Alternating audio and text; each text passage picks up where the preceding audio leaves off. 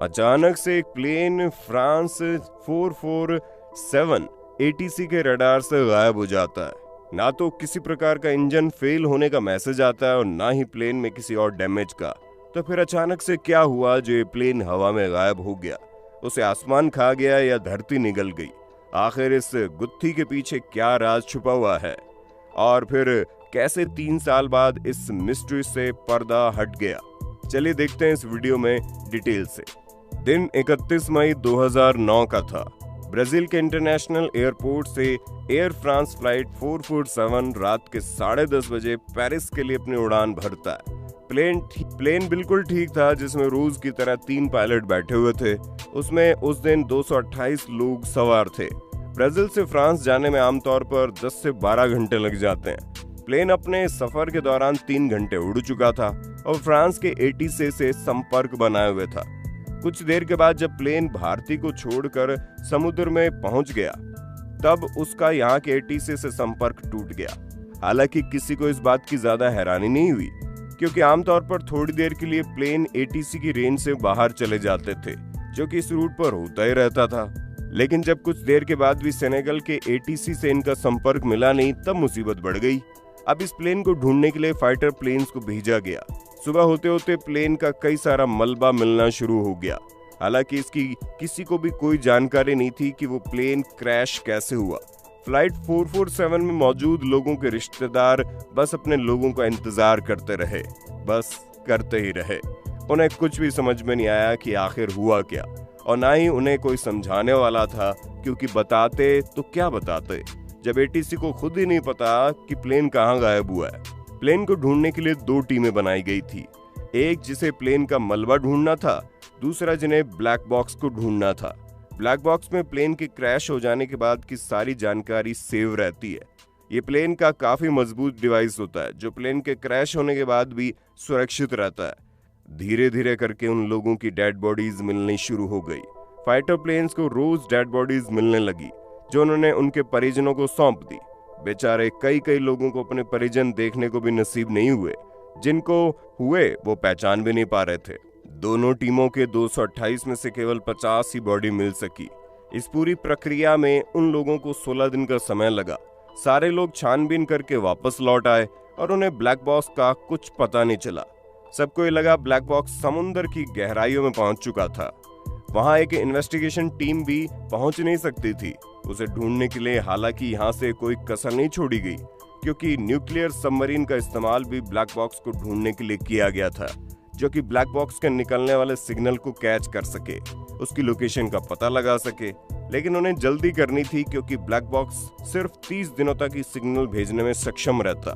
30 दिनों के बाद क्या हुआ ये कभी किसी को पता नहीं होगा, और ये मिस्ट्री हमेशा के लिए मिस्ट्री रह जाती।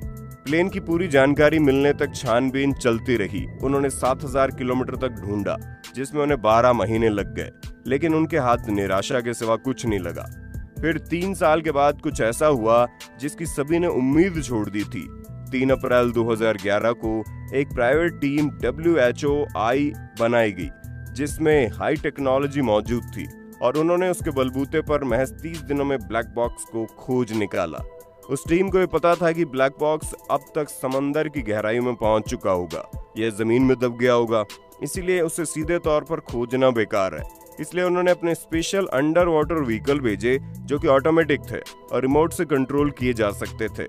वो समुद्र की सतह पर स्कैन कर सकते थे और वहां का नक्शा बनाकर भेज सकते थे। उन हाईटेक मशीनों ने समंदर के एक बड़े से हिस्से को देखकर उसका नक्शा बनाया, जिसमें प्लेन के काफी हिस्से दिखाई दिए। उम्मीद की एक किरण जगी। वहां पर खोजी दल को भेजा गया। छानबीन के बाद आखिरकार कॉकपिट रिकॉर्डर और ब्लैक बॉक्स उनके हाथ लग गया। जब ब्लैक बॉक्स उनके हाथ लगा, तब इस गुत्थी को सुलझाया गया, जिसे देखकर सभी के होश उड़ गए। हुआ ये था कि यहाँ के ACT से निकलते ही वो प्लेन तूफानी बादलों में घुस गया था। आमतौर पर रडार बता देता है कि यहाँ पर तूफान है, क्योंकि रडार वाटर ड्रॉपलेट्स की डेंसिटी देखकर काम करता है। लेकिन बादल इतनी जल्दी उमड़ आए कि रडार जब तक पायलट को कुछ बता पाता, वो लोग बादलों के काफी अंदर तक पहुंच चुके थे। अब पायलट कुछ नहीं कर सकते थे। प्लेन को वापस लौटाया नहीं जा सकता था। अब रास्ता एक ही था, सामने का। कुछ तूफानी बादलों में घुसते ही तेज बारिश की बूंदें प्लेन पर लगने लगी। वो बारिश और तेज होती गई। उसी समय एक और बहुत दुर्भाग्यपूर्ण घटना हुई। 3 घंटे से फ्लाइट को उड़ा रहे 2 कैप्टन आराम करने के लिए चले गए और प्लेन को उड़ाने का जिम्मा नौसिखिए पायलट को मिला हुआ था। पायलट ने रात का तूफान देखा और ओले गिरने की आवाज में उसके दिल को दहला कर रख दिया। वो घबरा गया।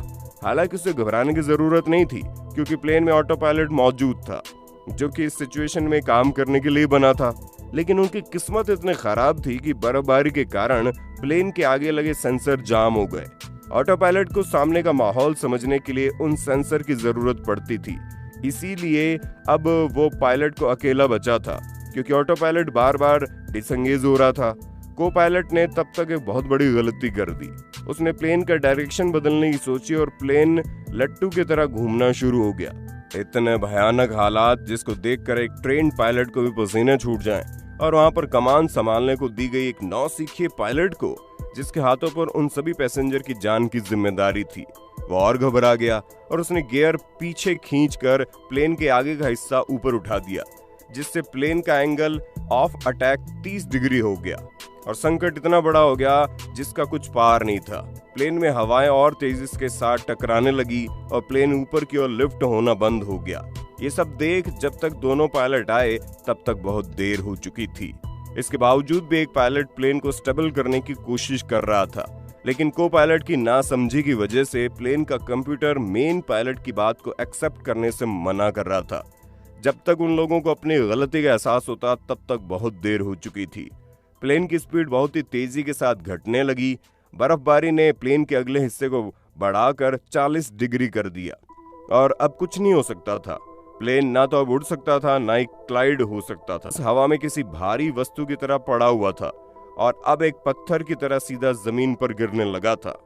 जब वो इतनी रफ्तार के साथ समुद्र से टकराया तो प्लेन के परखच्चे उड़ गए और उनमें से एक की भी जान नहीं बचाई जा सकी।